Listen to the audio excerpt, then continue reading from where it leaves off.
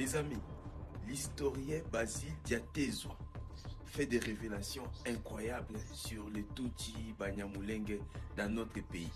Des vérités qui vont certainement faire très mal à d'autres Congolais. Écoutons attentivement ce qu'il dit. Écoutons. Proposition. Aujourd'hui, on a la rébellion du M23 qui, en majorité, constitue de cette communauté-là. Oui. Comment mettre fin à cette guerre qui a aujourd'hui plus de 30 ans? Le M23 est issu du CNDP. Oui. Le CNDP est issu du RCD Goma. Et quand vous approfondissez l'historique, les griefs sont les mêmes. Il y a ce problème identitaire. N'est-ce pas?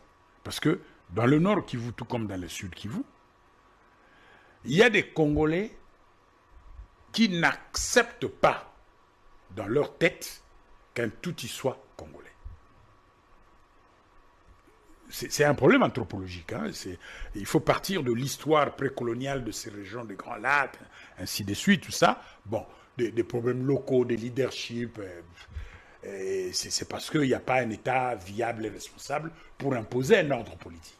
Parce que moi, je vis en Belgique. J'ai la peau noire. Mes enfants ont la peau noire.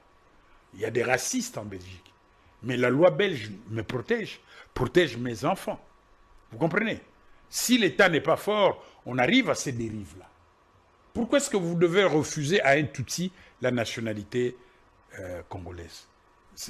Ça n'a aucun sens, à moins d'être simple d'esprit. Pourquoi est-ce qu'un Tutsi ne peut pas être congolais? Surtout qu'il y a une évidence historique. Ils sont là depuis qu'on a tracé ces frontières-là. Ils sont sur ce territoire.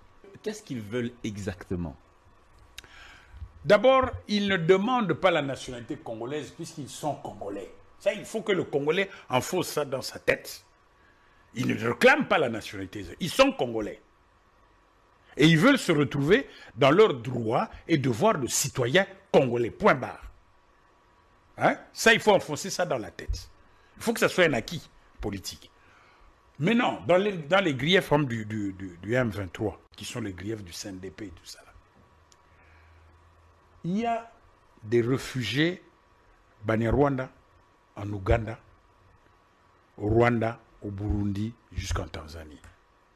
Il y a des familles qui sont dans ces camps de réfugiés, voilà, plus de 30 ans. Moi, j'ai visité ces camps de réfugiés. J'avais des larmes aux yeux. Et c'est dans ces camps de réfugiés, il faut savoir ça, c'est dans ces camps de réfugiés qu'on va recruter tous ces jeunes qui viennent alimenter le CNDP, le M23, et ainsi de suite. Parce que leurs parents qui sont dans leur camp-là, ils disent à leurs enfants, à leurs petits-enfants, que votre pays, ce n'est pas l'Ouganda, ce n'est pas le Rwanda, ce n'est pas le Burundi, c'est le Congo. Allez vous battre pour rentrer chez vous au Congo. Et tant qu'on n'aurait pas réglé ce problème-là, on aura toujours les violences-là. Ce sont des enfants qui sont nés dans des camps de réfugiés. Et qui dit camp de réfugiés en Afrique, il faut aller voir les conditions de vie de ces malheureux Banyarwanda congolais. Donc, on doit résoudre d'abord ce problème-là. Ils doivent rentrer chez eux. Parce que nous craignons qu'ils soient infiltrés dans l'armée, dans les services. C'est ça la plus grande crainte des Congolais. Est-ce que vous ne craignez pas que nous puissions en arriver là, que nos services de renseignement soient infiltrés au profit des États étrangers, que notre armée ne soit qu'une armée qui ne serait pas une armée républicaine, une armée qui est infiltrée? Donc l'infiltration ne viendra que du Rwanda. Pas simplement du Rwanda. Mais Ouganda, le Burundi. Mais enfin, il y a la Tanzanie, il y a la Centrafrique. Il y a des officiers français, des officiers belges, des officiers américains qui forment nos jeunes soldats, qui sont dans les bureaux de l'armée, ainsi de suite, tout ça là. On peut aussi dire qu'ils infiltrent notre armée, non? Non, c'est ridicule tout ça là. Infiltrer pour... Est-ce qu'ils ont la décision? Est-ce que...